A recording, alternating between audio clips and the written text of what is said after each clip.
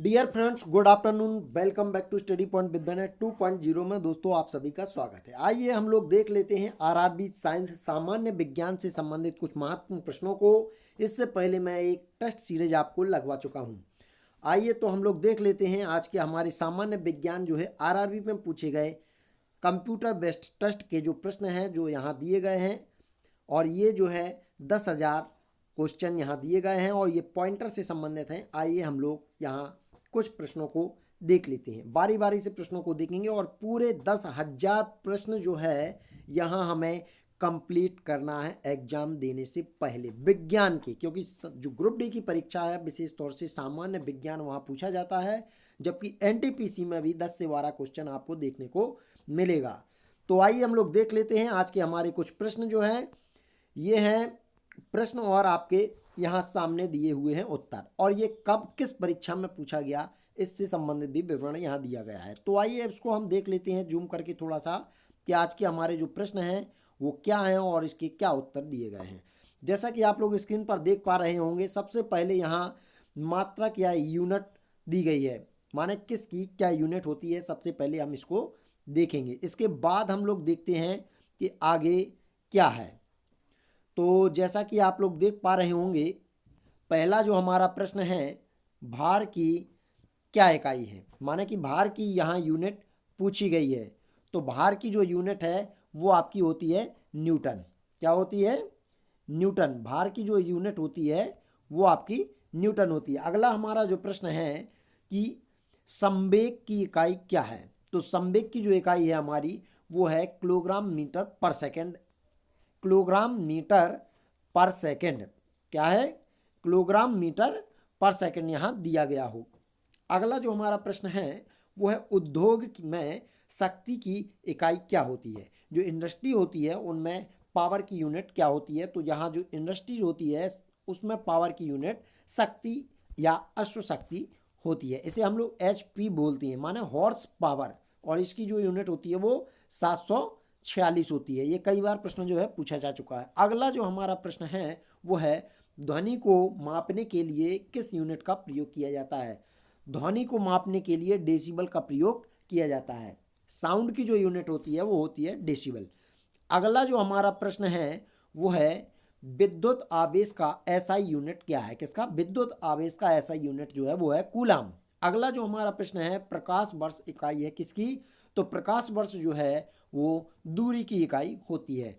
अगला प्रश्न जो है प्रतिरोध की SI इकाई क्या होती है। जी हाँ, प्रतिरोध की जो SI इकाई होती है वो ओम होती है, और ये प्रश्न जो है कई बार पूछा जा चुका है विभिन्न परीक्षाओं में। अगला हमारा जो प्रश्न है SI प्रणाली में प्रतिबल की इकाई क्या होती है। तो SI प्रणाली में प्रतिबल की जो इकाई होती है वो होती है न्यूटन पर मीटर स्क्वायर, माने N/m²। अगला प्रश्न है विद्युत धारा का SI यूनिट क्या होता है। तो विद्युत धारा का SI यूनिट एम्पियर होता है, माने धारा को मापने की इकाई है ये। अगला प्रश्न है SI इकाई आवेश की क्या होती है। आवेश जो होता है इसकी SI यूनिट अपनी कूलाम होती है। क्या होती है दोस्तों? SI यूनिट कूलाम होती है। ऊर्जा की इकाई के समान है। किसकी इकाई है? ऊर्जा जो होती है वो कार्य की इकाई के समान है। जी हाँ दोस्तों, जिस प्रकार कार्य की यूनिट होती है ठीक उसी प्रकार एनर्जी की भी यूनिट होती है, क्योंकि ऊर्जा और कार्य दोनों एक ही प्रकार की राशियां और इनका इकाई मान भी समान होता है। अगला हमारा जो प्रश्न है शक्ति की इकाई को क्या कहा जाता है। तो शक्ति की इकाई को अश्व शक्ति या वाट कहा जाता है। अभी मैंने ऊपर बताया था शक्ति की इकाई को अश्व शक्ति या हॉर्स पावर तथा यहाँ वाट भी दिया हुआ है, तो दोनों इसको बोलती हैं। एम्पियर सेकंड किसकी इकाई है? एम्पियर सेकंड जो है वो आवेश की है, जबकि एम्पियर अकेला जो है वो विद्युत धारा की इकाई होती है। लेकिन एम्पियर सेकंड की हम बात हो रही है तो ये आवेश की इकाई है। अगला जो हमारा प्रश्न है ध्वनि के नाप की यूनिट क्या होती है। माने ध्वनि को मापने के लिए हम डेसिबल का प्रयोग करते हैं, जो अभी मैंने आपको बताया है। अगला जो हमारा प्रश्न है गैलन सामान्यतः इस्तेमाल किया जाता है। गैलन जो लिक्विड फॉर्म में होने वाली वस्तुएं होती हैं उनका मापन हम लोग आयतन में करते हैं और ये गैलन में मापी जाती हैं। अगला हमारा प्रश्न है औपचारिक रूप से खगोलीय दूरी को व्यक्त करने के लिए लंबाई की जिस इकाई का प्रयोग किया जाता है उस इकाई को हम प्रकाश वर्ष बोलते हैं। जी हाँ दोस्तों, प्रकाश वर्ष जो है वो खगोलीय दूरी को मापने की यूनिट होती है। क्या होती है? खगोलीय दूरी को मापने की यूनिट है ये। अगला प्रश्न हमारा है रेजिस्टेंस की यूनिट क्या होती है। रेजिस्टेंस को हम हिंदी में बोलते हैं प्रतिरोध। क्या बोलते हैं हिंदी में? इसे हम लोग प्रतिरोध बोलते हैं, और प्रतिरोध की जो इकाई होती है वो ओम होती है, इसीलिए रेजिस्टेंस की इकाई जो होती है वो आपकी ओम होती है। अगला प्रश्न है दबाव की एसआई यूनिट क्या है। जी हाँ, दबाव की एसआई यूनिट, इसे हम दाव भी बोलते हैं, और दाव की जो एसआई यूनिट होती है वो आपकी पास्कल या न्यूटन प्रति मीटर, सॉरी न्यूटन प्रति वर्ग मीटर, या इसे हम पास्कल भी बोलते हैं। क्या बोलते हैं? पास्कल, पीए से लिखते हैं शॉर्ट में। तो दाव की इकाई पास्कल भी होती है और न्यूटन प्रति वर्ग मीटर भी होती है। अगला जो हमारा प्रश्न है, पृथ्वी से लेकर सूर्य तक की अनुमानित दूरी की लंबाई की यूनिट क्या होती है। जी हाँ, देखो मैंने अभी बताया था खगोलीय दूरी को मापने के लिए प्रकाश वर्ष का प्रयोग किया जाता है। तो यहाँ जो है पृथ्वी से लेकर सूर्य तक की जो अनुमानित दूरियां होती हैं उन्हें हम एस्ट्रोनॉमिकल यूनिट बोलते हैं। क्या बोलती हैं? खगोलीय दूरी या एस्ट्रोनॉमिकल यूनिट बोलते हैं। बल को हम फोर्स बोलते हैं, और फोर्स की ऐसा यूनिट जो होती है वो न्यूटन होती है। क्या होती है दोस्तों? फोर्स की ऐसा यूनिट न्यूटन होती है, माने बल की जो इकाई है वो न्यूटन होती है। अगला प्रश्न हमारा है विस्थापन की ऐसा यूनिट क्या होती है दोस्तों? तो विस्थापन को हम बोलते हैं दूरी, और दूरी की इकाई मीटर होती है। जी हाँ दोस्तों, विस्थापन जो होती है दो बिंदुओं के बीच की दूरी को हम विस्थापन बोलते हैं, लेकिन यहाँ इसकी यूनिट पूछी गई है तो इसकी यूनिट जो होती है दोस्तों मीटर में होती है। अगला हमारा जो प्रश्न है दोस्तों, विभवांतर की एसआई इकाई क्या होती है। जी हाँ दोस्तों, विभवांतर की जो एसआई इकाई होती है वो वोल्ट होती है। जी हाँ, विभवांतर की एसआई इकाई वोल्ट होती है। अगला हमारा जो प्रश्न है दोस्तों वह है शक्ति की अंतर्राष्ट्रीय यूनिट क्या होती है। जी हाँ दोस्तों, शक्ति की अंतर्राष्ट्रीय यूनिट वाट होती है। जी फिर देखो रिपीट हुआ है क्वेश्चन। अगला हमारा प्रश्न है प्रतिरोध की एसआई यूनिट क्या होती है। जी हाँ दोस्तों, प्रतिरोध को हम रेजिस्टेंस बोलते हैं, अभी हमने ऊपर पढ़ाया था, इसकी एसआई यूनिट ओम होती है। अगला हमारा प्रश्न है जी के मान की एसआई इकाई वही होती है जो किसकी इकाई होती है? त्वरण की। जी हाँ दोस्तों, जी का मान जो होता है उसकी जो यूनिट होती है वही आपकी यूनिट होती है त्वरण की। जी हाँ, त्वरण की जो यूनिट होती है वो जी के मान की यूनिट के बराबर होती है, माने गुरुत्वीय त्वरण जी इज इक्वल टू होता है 9.8 मीटर पर सेकंड स्क्वायर। क्या होता है? 9.8 मीटर पर सेकंड स्क्वायर जो होती है इसका मान होता है, और जी की इकाई त्वरण की इकाई के बराबर है। ध्यान रखने की बात है दोस्तों। अगला प्रश्न है वह भौतिक मात्राएं जिनकी इकाई एक समान होती है। देखिए, जिनकी समान यूनिट होती है वो होते हैं कार्य और ऊर्जा। जी हाँ दोस्तों, कार्य और ऊर्जा की यूनिट बराबर होती है, क्योंकि कार्य करने में ऊर्जा व्यर्थ होती है, और ऊर्जा तो अपनी ऊर्जा है ही, इसीलिए कार्य और ऊर्जा की यूनिट बराबर होती है। जी हाँ दोस्तों, अगला प्रश्न है दाव की इकाई, जैसा कि मैंने अभी बताया था, पास्कल होती है या न्यूटन पर मीटर स्क्वायर। पास्कल या न्यूटन पर मीटर स्क्वायर। जी हाँ दोस्तों, यहाँ इनवर्स 2 चढ़ा हुआ है, इसका मतलब ये कहना चाह रहा है कि इसको हम न्यूटन पर मीटर स्क्वायर में भी लिख सकते हैं, और अगर हम इसको साथ में लिखना चाहते हैं तो न्यूटन मीटर इनवर्स 2 लिखेंगे। जी हाँ, ये आपको मालूम होगा, आपने भौतिक अगर पढ़ा है। अगला हमारा प्रश्न है गुरुत्वाकर्षण के सार्वभौमिक नियतांक की एसआई इकाई क्या होती है। जी हाँ दोस्तों, यहाँ कैपिटल जी की बात कर रही है। गुरुत्वाकर्षण के सार्वभौमिक नियतांक एसआई की यूनिट जो है न्यूटन मीटर स्क्वायर प्रति किलोग्राम स्क्वायर होती है। क्या होती है? न्यूटन मीटर स्क्वायर प्रति किलोग्राम स्क्वायर। इसे हम लोग लिख सकते हैं न्यूटन मीटर स्क्वायर प्रति केजी स्क्वायर। जी हाँ, इस प्रकार भी हम इसे लिख सकते हैं। अगला हमारा जो प्रश्न है दोस्तों वह है प्रतिरोध की एसआई यूनिट क्या होती है। जी हाँ दोस्तों, प्रतिरोध की यूनिट होती है ओम। इसको इन्हें थोड़ा इंग्लिश में लिख दिया है, बाकी इसको हम लिख सकते हैं ओम, जो कि रेजिस्टेंस की यूनिट होती है, जो भी मैं ऊपर आपको बता चुका हूँ। अगला हमारा प्रश्न है भार की एसआई इकाई किसके बराबर होती है। जी हाँ दोस्तों, देखिए भार जो होता है वो एक प्रकार का बल होता है, क्योंकि जब हम किसी भी चीज़ पे कोई लोड रख देते हैं तो उस पर नीचे की तरफ एक फोर्स लगता है जिसे हम बल कहते हैं, और बल और भार लगभग इक्विवेलेंट हो सकते हैं, तो इसलिए इनकी यूनिटें भी बराबर होती हैं। आइए हम लोग देखते हैं हमारा अगला जो प्रश्न है चाल की अंतर्राष्ट्रीय यूनिट क्या होती है। जी हाँ दोस्तों, चाल को हम मीटर पर सेकंड में मापते हैं। किस में मापते हैं? मीटर पर सेकंड। जी हाँ दोस्तों, इसे हम किलोमीटर प्रति हावर में भी माप सकते हैं, माने किलोमीटर प्रति घंटा या मीटर पर सेकंड। इस लेकिन इसकी सबसे छोटी यूनिट को देखा जाता है, इसलिए यहाँ हम लोग मीटर पर सेकंड को आंसर मानेंगे। अगला हमारा प्रश्न है दाव की एसआई यूनिट क्या होती है। देखो दोस्तों, मैं कई बार आपको बता चुका हूँ, दाव की जो इकाई होती है वो पास्कल होती है, और एक यूनिट मैंने और बताई थी, उसको हम बोलते थे न्यूटन पर मीटर स्क्वायर। अभी ऊपर मैं बता चुका हूँ अभी, ठीक है दोस्तों। अगला प्रश्न हमारा जो है त्वरण की इकाई क्या होती है। जी हाँ दोस्तों, त्वरण जो है इसकी इकाई होती है मीटर पर सेकंड स्क्वायर। जी हाँ, मीटर पर सेकंड स्क्वायर, माने चाल की जो इकाई होती है उसका वर्ग होता है त्वरण की इकाई। मीटर पर सेकंड स्क्वायर जो होती है वो त्वरण की इकाई होती है, या हम लोग इसे मीटर सेकंड इनवर्स भी लिख सकते हैं 2। आगे देख लीजिए दोस्तों, हमारा अगला जो प्रश्न है वो है एसआई की, माने जूल पर सेकंड किसकी यूनिट होती है। शक्ति को हम जूल पर सेकंड में भी माप सकते हैं। जी हाँ दोस्तों, जूल जो है पर सेकंड शक्ति की यूनिट होती है, क्योंकि हम कार्य की इकाई को क्या मापते हैं? जूल, और कार्य की इकाई और ऊर्जा की इकाई दोनों जूल होती हैं, लेकिन यहाँ शक्ति है तो 1 सेकंड में कितनी शक्ति व्यर्थ होती है वो जूल पर सेकंड में यहाँ ज्ञात हो जाता है। अगला हमारा प्रश्न है ऐसा यूनिट न्यूटन।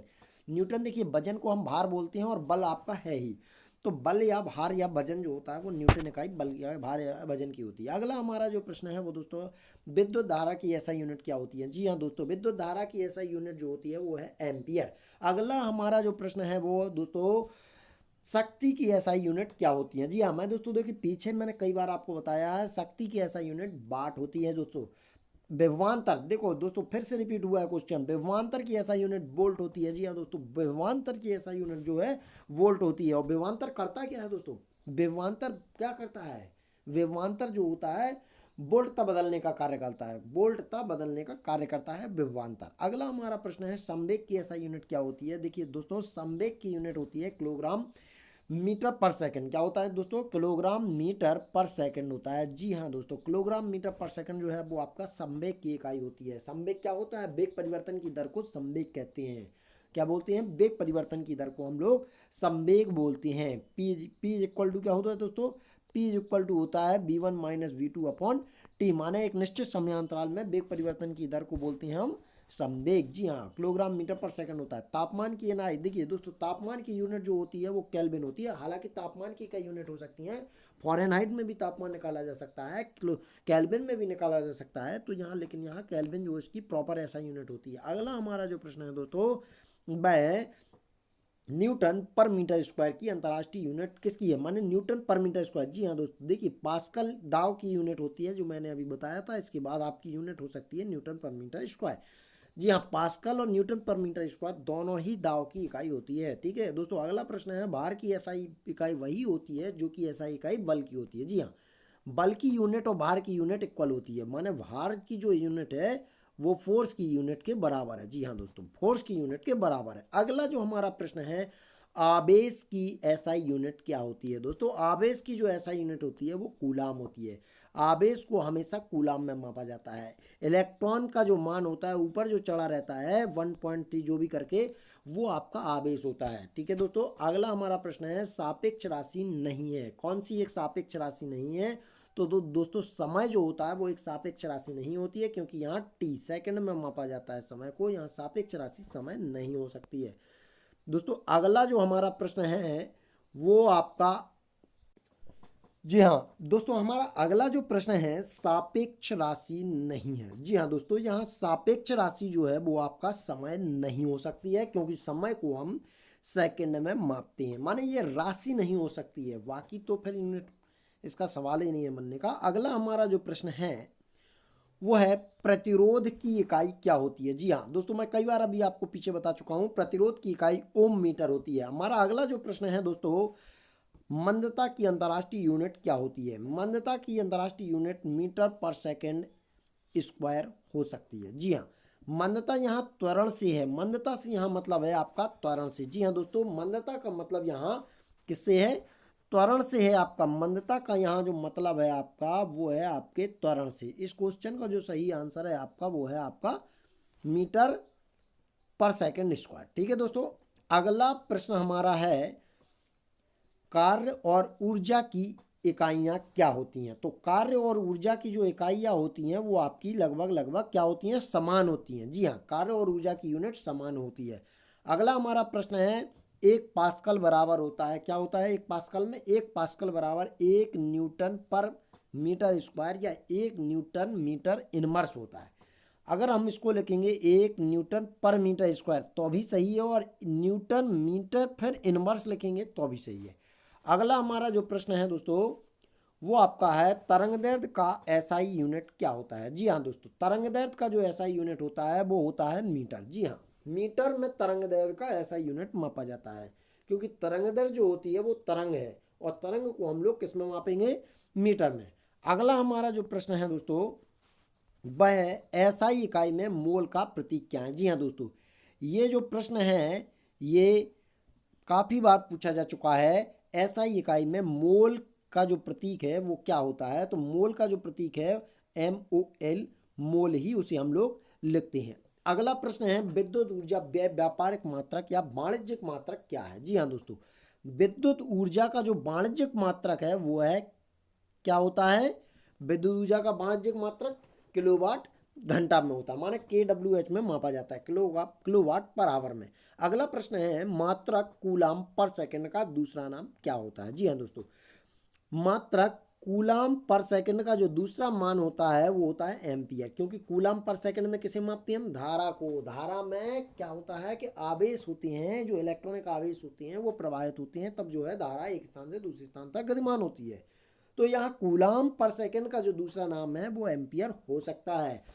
तरंग दैर्ध्य दोस्तों वेग का एसआई मात्रक क्या होता है। जी हाँ, तरंग जो होती है वो मीटर पर सेकंड में मापी जाती है दोस्तों। यहाँ तरंगदैर्ध्य का मात्रक पूछा था तो ये मीटर पर सेकंड में मापा जाता है। अगला हमारा प्रश्न है ध्वनि प्रदूषण मापा जाता है। जी हाँ दोस्तों, ध्वनि एक प्रदूषण नहीं है, ध्वनि माने शोर को मापने की यूनिट यहाँ पूछी जा रही है, तो यहाँ डेसिबल में हम लोग मापते हैं। अगला जो हमारा प्रश्न है वो है आपका ध्वनि की प्रबलता मापी जाती है, ये रिपीट हुआ क्वेश्चन, सेम आंसर इसका है डेसिबल। अगला जो हमारा प्रश्न है दोस्तों वो है 1 एटमॉस्फेयर बराबर क्या होता है, माने एक एटमॉस्फेयर जो होता है वो क्या कहलाता है। एक एटमॉस्फेयर वो पूछ रहा है, तो एक एटमॉस्फेयर जो है बराबर होता है 1.01 इंटू 10⁵ पास्कल। क्या होता है, एक एटमॉस्फेयर में 1.10 इंटू 10⁵ पास्कल होते हैं। क्या होते हैं, 1.0 इंटू 10⁵ पास्कल होते हैं एक एटमॉस्फेयर। एटमॉस्फेयर बोलते हैं किसे, आपके वातावरण को। आगे देख लीजिए, एक हॉर्स पावर किसके बराबर होता है, तो एक हॉर्स पावर जो होता है वो 746 वाट के बराबर होता है। अगला प्रश्न है एक डायोप्टर किसके बराबर होता है, तो जो डायोप्टर होता है वो 1 मीटर इनवर्स के बराबर होता है। जी हाँ दोस्तों, एक डायोप्टर जो होता है वो 1 मीटर इनवर्स के बराबर होता है। बहुत महत्वपूर्ण क्वेश्चन है ये प्रश्न, शायद अभी तक कहीं मैंने देखा नहीं है, लेकिन फिर मैं आपको बता रहा हूँ ये प्रश्न जो है आप याद रखिए।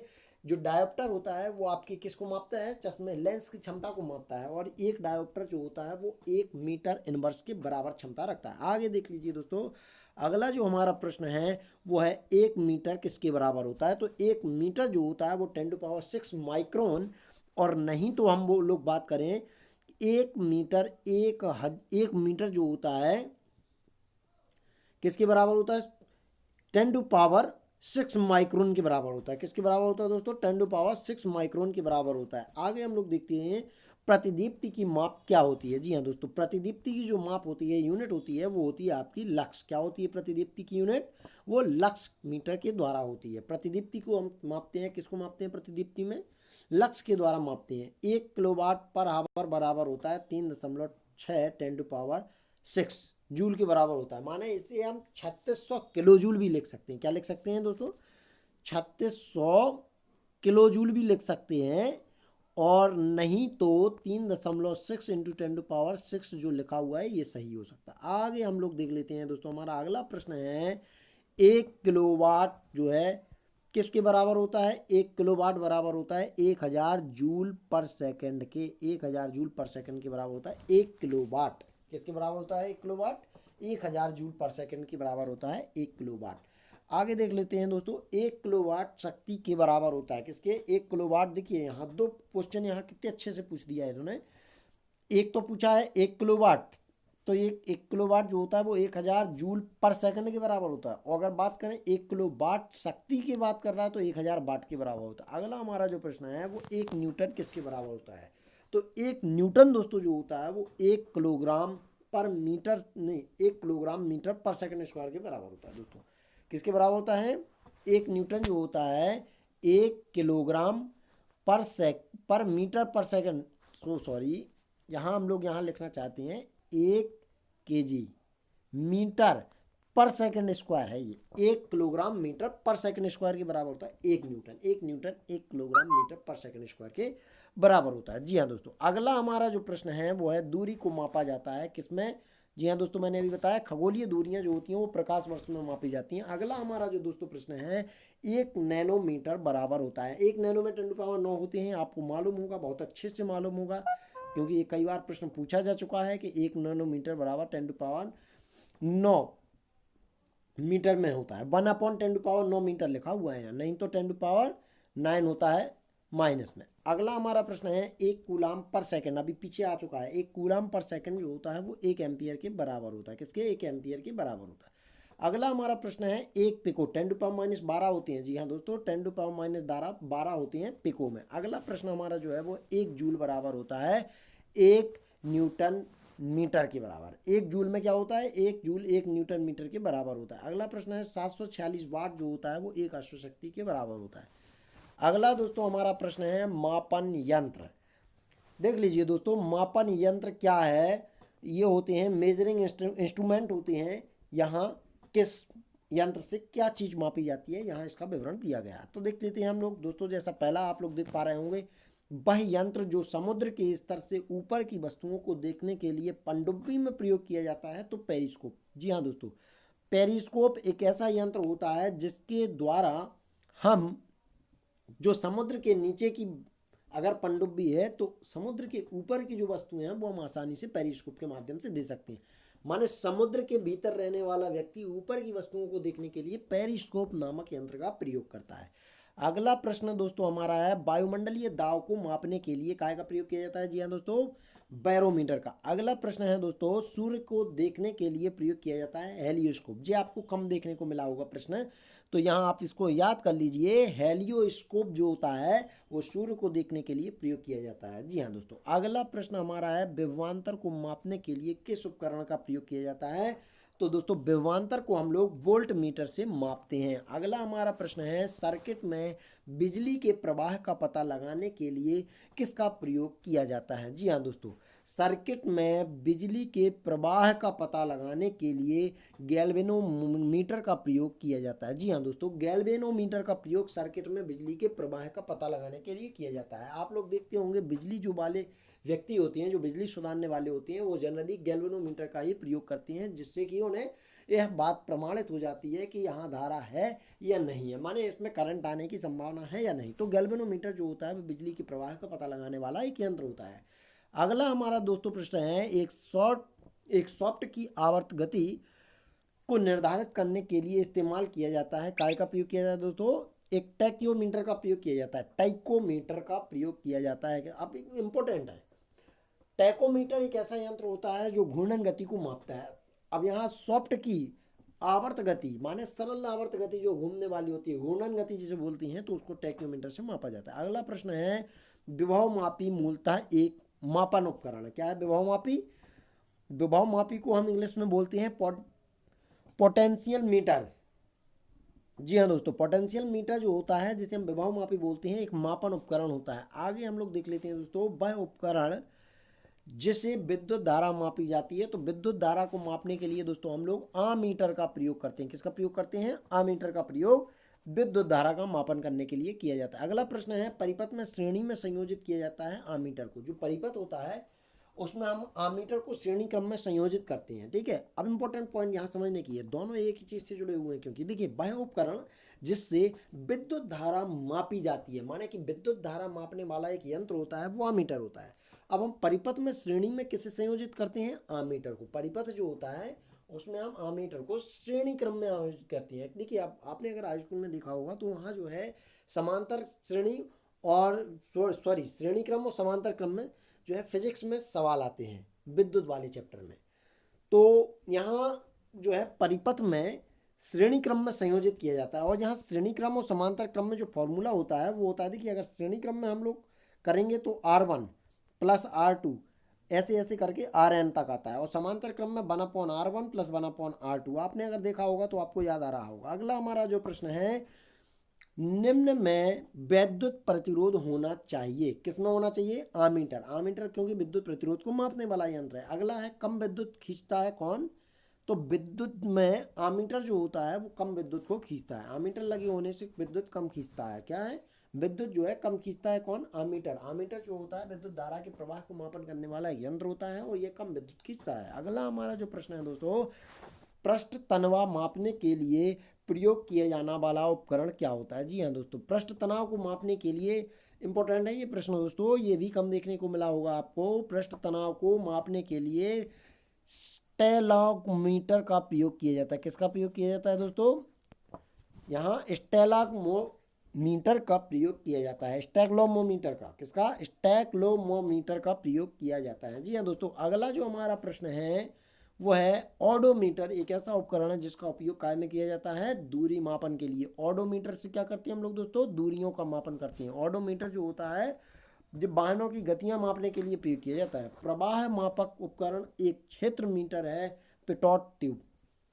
जी हाँ, ये दोस्तों आपको जनरली तो कहीं नहीं मिलेगा पढ़ने को, लेकिन मैं पॉलिटेक्निक किए हूँ मैकेनिकल प्रोडक्शन से, इसलिए यहाँ जो है मैंने पिटोट ट्यूब देखी है। ये होता क्या है कि जो नल और पाइप होती हैं इनमें जो है पानी के प्रवाह का मापन करने के लिए एक पिटोट ट्यूब लगाई दी जाती है। तो प्रवाह मापन उपकरण एक क्षेत्र मीटर जो होता है, एरिया मीटर इसे बोलते हैं, पिटोट ट्यूब।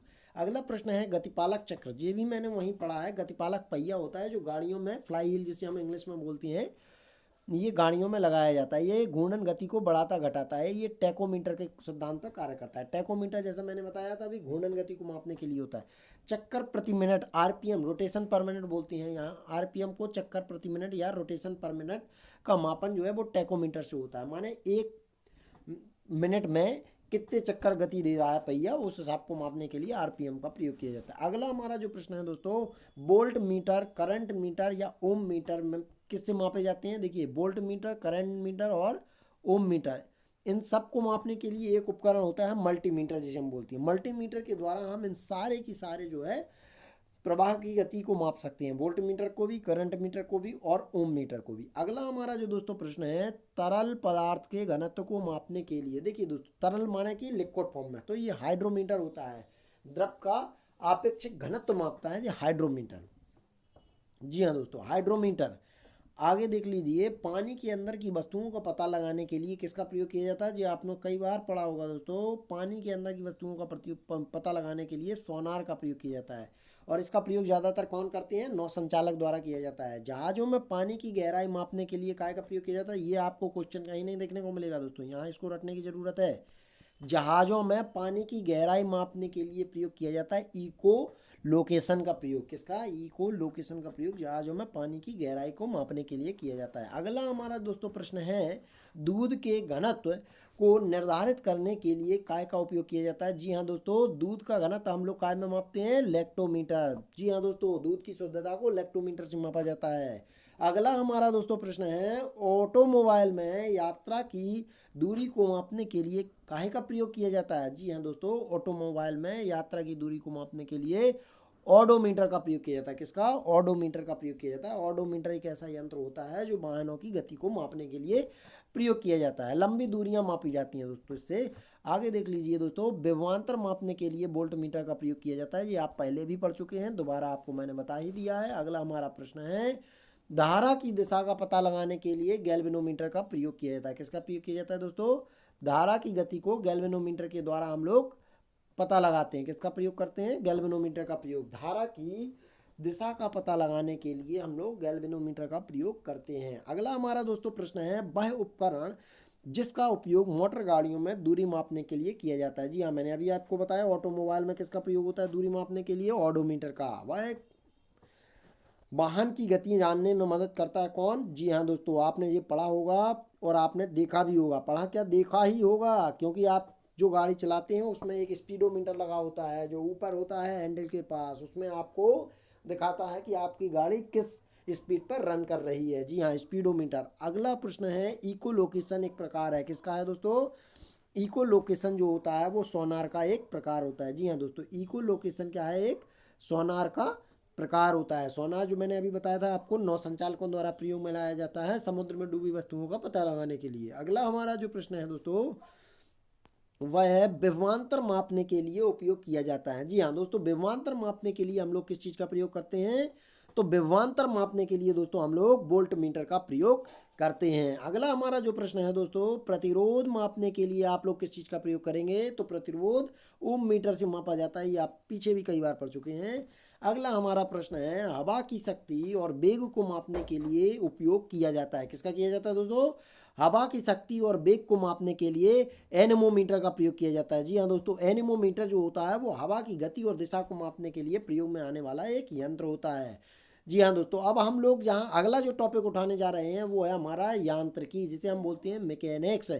मैकेनिक्स के अंतर्गत हम लोग विभिन्न प्रकार के प्रमुख जो है महत्वपूर्ण प्रश्नों को देखेंगे। और यहाँ जो प्रश्न दिए हुए हैं जनरली वो एनटीपीसी और आरआरबी की गत वर्ष की परीक्षाओं में पूछे जा चुके हैं। आइए तो देख लेते हैं हमारा पहला जो टॉपिक हो सकता है वो कार्य से संबंधित है, और यहाँ कार्य से संबंधित कुछ महत्वपूर्ण प्रश्न होंगे, और यहाँ दोस्तों बहुत अच्छे अच्छे प्रश्न आपको देखने को मिलेंगे जो अभी तक आपने शायद ना पढ़े हों। आइए तो हम लोग देख लेते हैं आज का हमारा जो यहाँ का पहला जो प्रश्न है कार्य से संबंधित, वो है आपका वह भौतिक राशि जिसमें केवल परिमाण होता है, दिशा नहीं। ये आपको मालूम है, कार्य में केवल परिमाण होता है, दिशा की आवश्यकता नहीं होती, और आप कार्य किसी भी दिशा में कर सकते हैं, इसीलिए कोई दिशा की आवश्यकता नहीं है।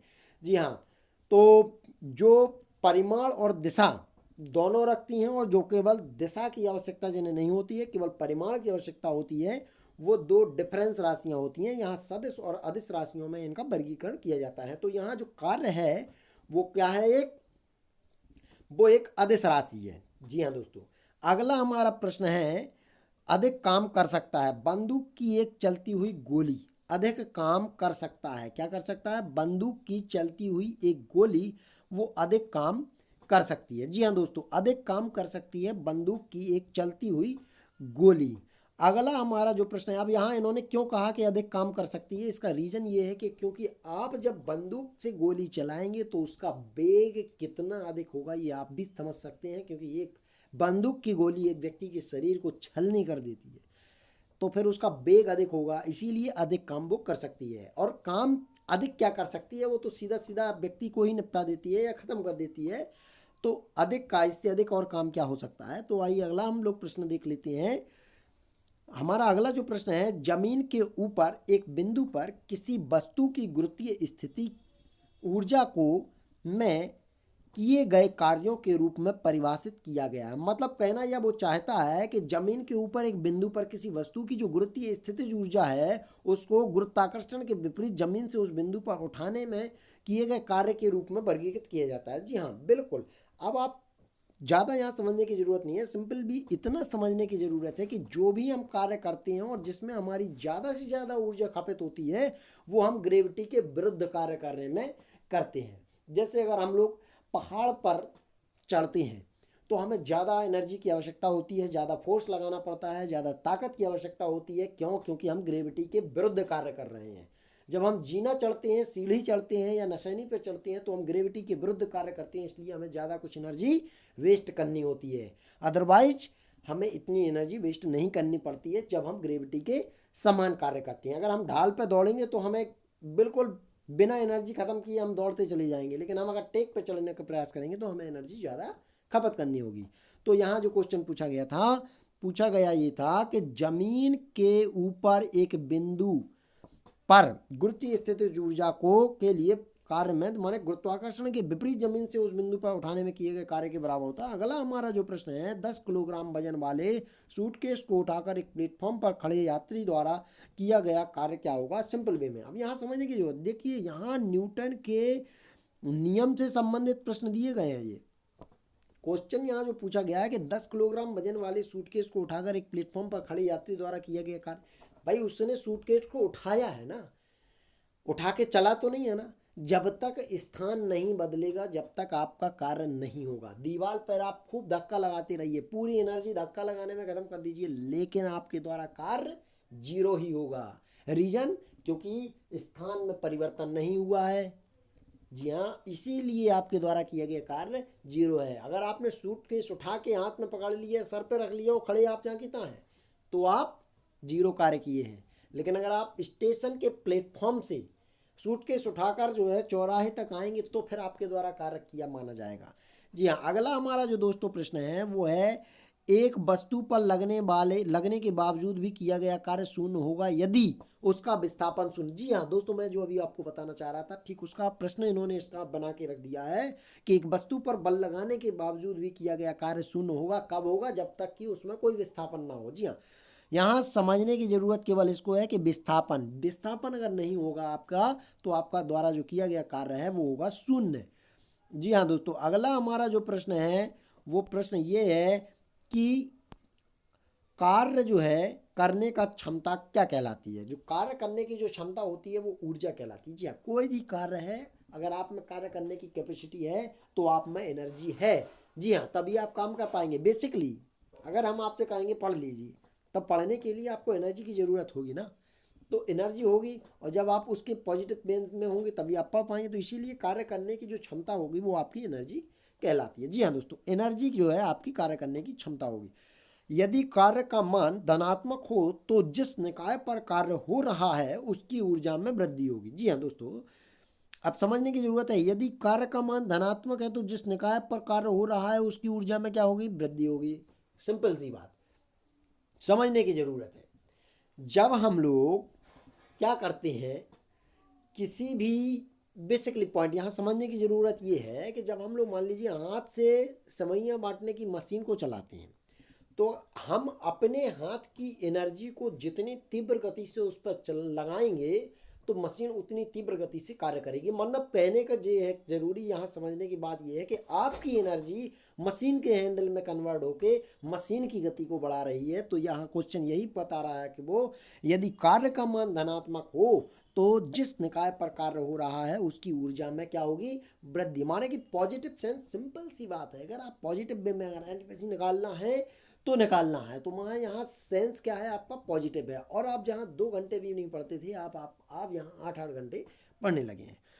तो यहाँ मैंने कहने का मतलब यही है कि वृद्धि जो हो रही है आपकी, वो कार्य में भी वृद्धि हो रही है। अगला प्रश्न जो है हमारा, बल द्वारा किया गया कार्य धनात्मक होगा जब विस्थापन बल की दिशा में होता है। सिंपल सी बात, कहने का मतलब ये है कि अगर आप उत्तर दिशा की ओर किसी चीज़ में धक्का लगा रहे हैं और वो चीज़ उत्तर दिशा की ओर बढ़ती जा रही है तो आपके द्वारा किया गया कार्य धनात्मक है ना।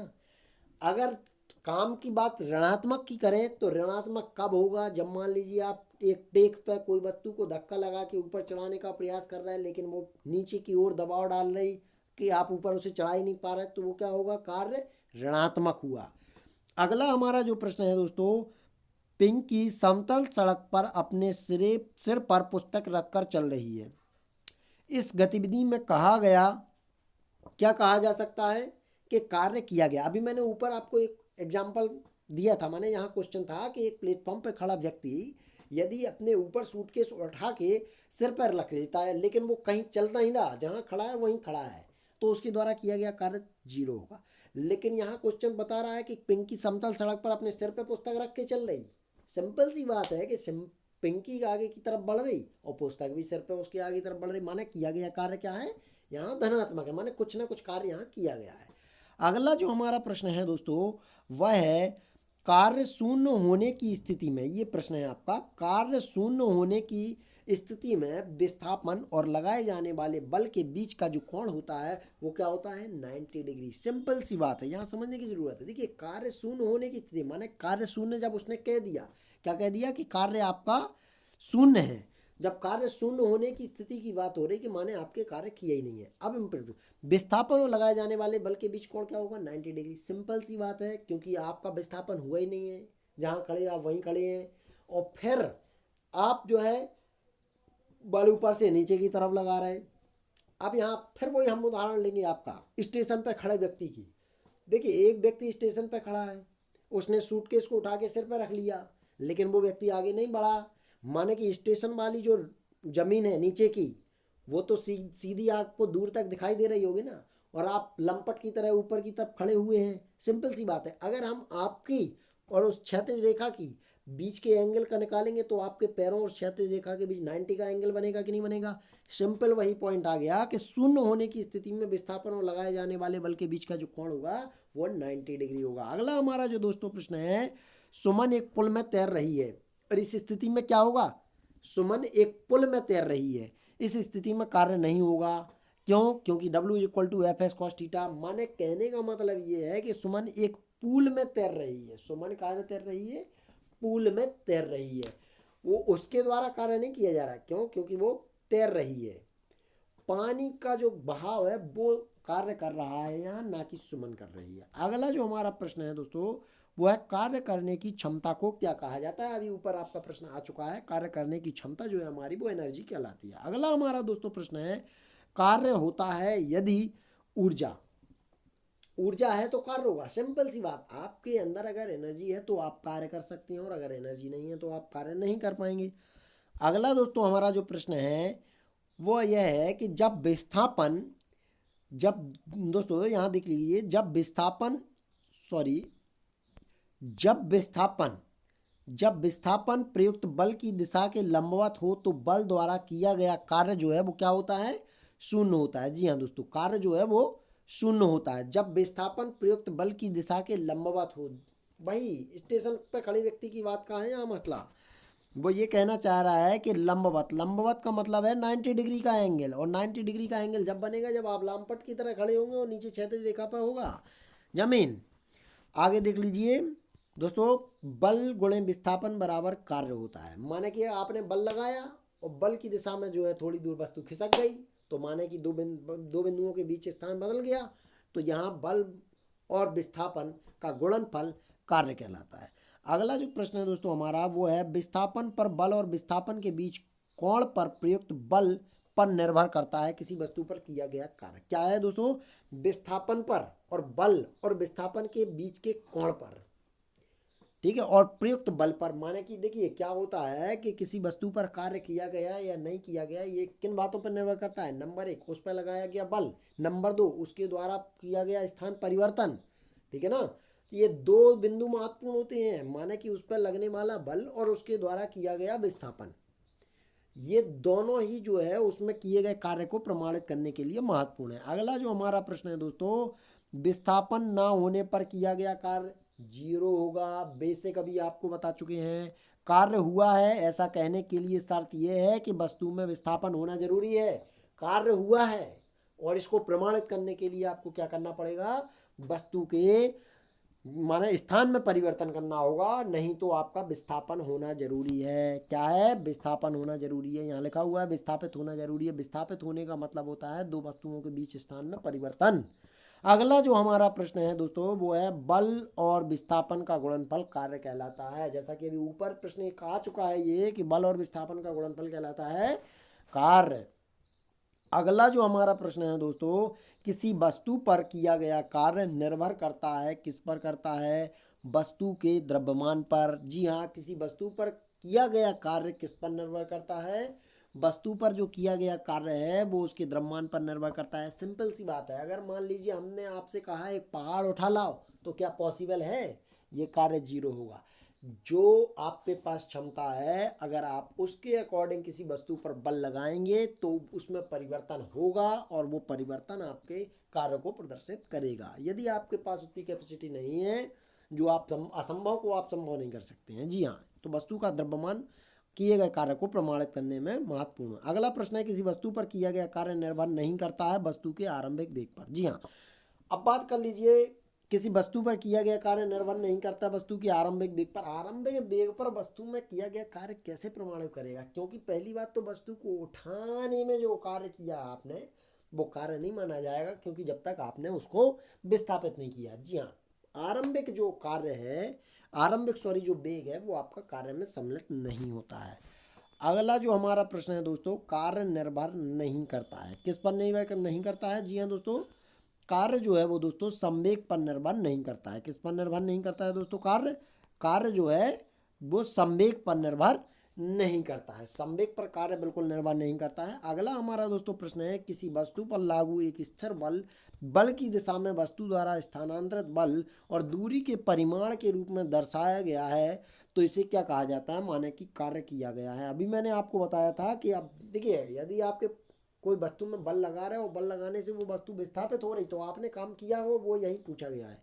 अगला जो प्रश्न है, किसी पिंड पर कार्य तब किया जाता है जब एक यांत्रिक प्रभाव के माध्यम से ऊर्जा वृद्धि का अनुभव करता है। सिंपल सी बात है, आप समझ लीजिए, बात सिंपल है। वो कहना ये चाह रहा है कि किसी भी पिंड पर कार्य तभी किया जाता है, किसी पिंड पर कार्य तभी किया जाएगा जब ये एक यांत्रिक प्रभाव के माध्यम से ऊर्जा वृद्धि का अनुभव करता है।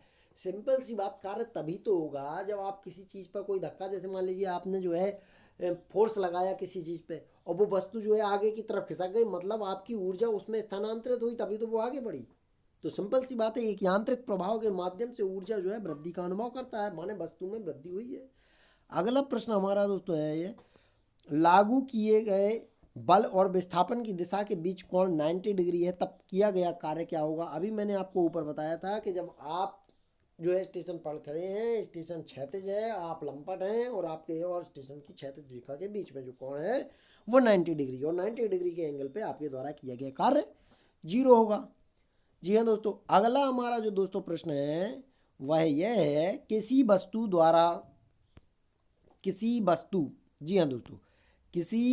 द्वारा कार्य करने की क्षमता या किसी वस्तु में निहित ऊर्जा पर निर्भर करती है। कार्य करने वाली वस्तु की स्थिति और अवस्था।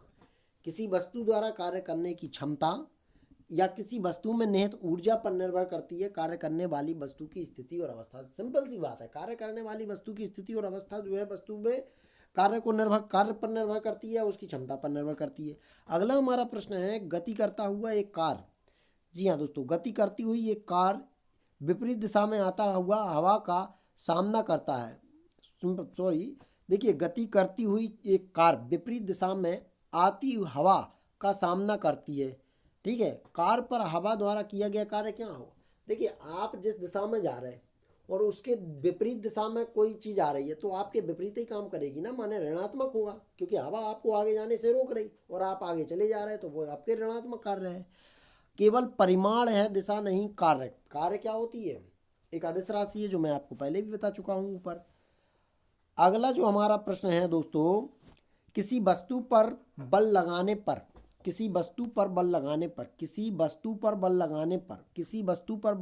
पर यदि वह गतिशील नहीं होती है तो इसे कहा जा सकता है कोई कार्य नहीं हुआ है। यदि वस्तु का विस्थापन शून्य है तो बल द्वारा वस्तु पर किया गया कार्य क्या होगा? शून्य होगा। अगला प्रश्न है, कार्य तभी हो सकता है जब ऊर्जा हो, बिना ऊर्जा के कार्य कैसे होगा? अगला है, जब प्रयुक्त बल की दिशा और वस्तु के गतिशील होने की दिशा एक दूसरे के लंबवत है तो क्या है? अभी 90 का एंगल बनाना तो कोई कार्य नहीं हुआ, माने 0। अगला हमारा जो प्रश्न है, यदि कोई वस्तु वृत्ताकार पथ में घूमती है तो उस पर किया गया कार्य शून्य होगा। सिंपल सी बात है, यदि कोई वृत्ताकार पथ में कोई वस्तु घूम रही है तो उस पर किया गया कार्य क्या होगा? 0 होगा। दोस्तों, आज के लिए इतना ही, मिलते हैं अगले वीडियो में।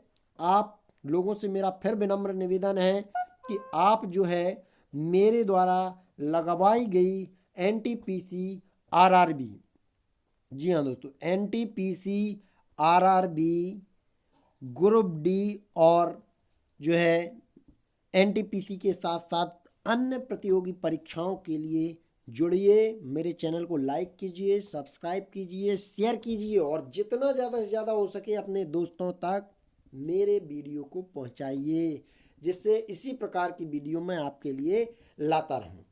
धन्यवाद।